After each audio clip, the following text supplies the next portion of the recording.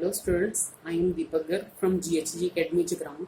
Now I am going to discuss the two principles from class plus 2 business study, chapter number 8 controlling, and name of the principle is critical point control and management by exception. ये principal काफ़ी बार CBSE paper में पूछता है, तो मैं आज ये दो प्रिंसिपल आपको बता रहा हूँ। सबसे पहले मैं इनकी मतलब ओवरव्यू बता रहा हूँ। सबसे पहले है डेविएशन टॉलरेंस लिमिट क्या होती है। डेविएशन टॉलरेंस लिमिट क्या होती है, जब हमने कंट्रोलिंग चैप्टर में कंट्रोलिंग प्रोसेस पढ़ा था तो उस कंट्रोलिंग प्रोसेस में हमने देखा था कि कुछ कमियां आती हैं, जैसे मैंने स्टैंडर्ड सेट किए हैं, एक्चुअल परफॉर्मेंस है और उनका जो गैप है, जैसे स्टैंडर्ड परफॉर्मेंस है और एक्चुअल परफॉर्मेंस है, उसके बीच में एक गैप था। तो जो गैप है उसको हम डेविएशन कहते हैं,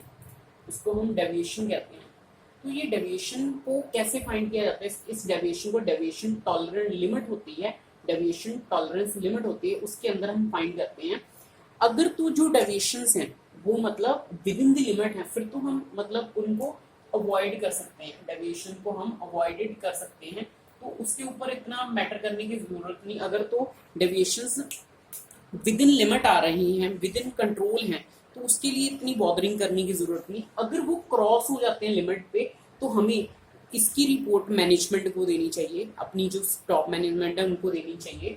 तो आज मैं आपको दो प्रिंसिपल बताऊंगा जो डेविएशन आउट ऑफ कंट्रोल हो जाती हैं उनको कैसे हैंडल करते हैं, उसके लिए कौन कौन से हम प्रिंसिपल यूज करते हैं, डेविएशंस के लिए प्रिंसिपल हैं।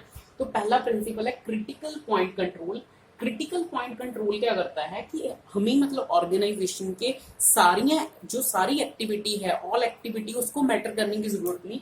जो की एरियाज हैं, जिन की एरियाज से ऑर्गेनाइजेशन की जो मैनेजमेंट है, जो ऑर्गेनाइजेशन है, उसको फायदा पहुंचेगा और हमें मतलब उसके ऊपर ध्यान देना चाहिए। क्रिटिकल पॉइंट कंट्रोल प्रिंसिपल यह कहता है कि आप कंट्रोल करो वहां पे जहां पे आपको लगता है कि हमारा जो रिजल्ट एरिया है, जो हमारे की एरियाज हैं, ऐसी मतलब एक्टिविटीज पे टाइम ना वेस्ट करो जिससे आपका टाइम मनी वेस्ट हो जाए और रिजल्ट निकले ना।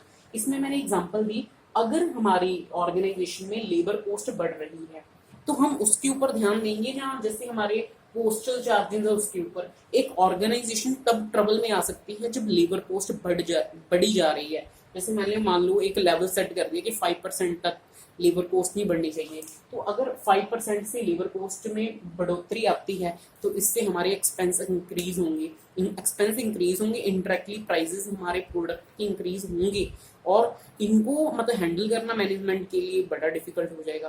तो क्रिटिकल पॉइंट कंट्रोल में हमने कुछ की एरियाज निकालने हैं जिनके ऊपर हमने वर्क करना है। सेकंड प्रिंसिपल है मैनेजमेंट बाय एक्सेप्शन। ये प्रिंसिपल क्या कहता है कि ओनली सिग्निफिकेंट, कुछ इंपॉर्टेंट डेविएशन, जो कमियां हैं मतलब जो हमने फाइंड की हैं, आउट ऑफ लिमिट हैं, जो उनको ही मैनेजमेंट के नोटिस में लेके आना चाहिए।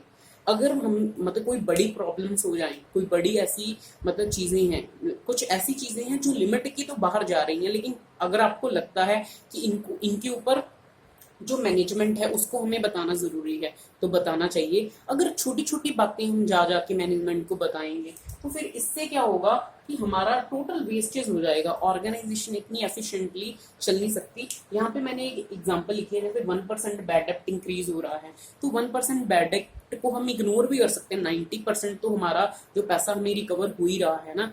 अगर हमने 5% सेट कर दी कि अगर 5% से डाउन है बैड डेब्ट तो ओके है। अगर 5% से इंक्रीज होना शुरू हो जाएगा तो ये हमारे लिए प्रॉब्लमेटिक है, तो इसकी इंफॉर्मेशन हमें टॉप मैनेजमेंट को देनी चाहिए, टॉप मैनेजमेंट इसके ऊपर एक्शन ले।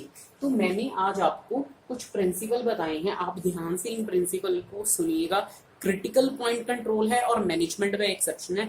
क्रिटिकल कंट्रोल ये कहता है कि आप कंट्रोल करो जो चीजें की एरियाज हैं, मेन हिस्से हैं, मेन एक्टिविटीज हैं, फालतू पे क्यों टाइम वेस्ट करते हो। मैनेजमेंट बाय एक्सेप्शन है कि कुछ चीजें मैनेजमेंट को करनी चाहिए, कुछ नहीं करनी चाहिए। कौन सी चीजें मैनेजमेंट को नहीं करनी चाहिए, जो इतनी मतलब माइनर्स हैं, जिनको खुद भी मतलब लोअर लेवल्स हैंडल कर सकते हैं, मिडिल लेवल हैंडल कर सकते हैं, उनको बार बार मैनेजमेंट को बता के आप रिजल्ट पे नहीं आओगे।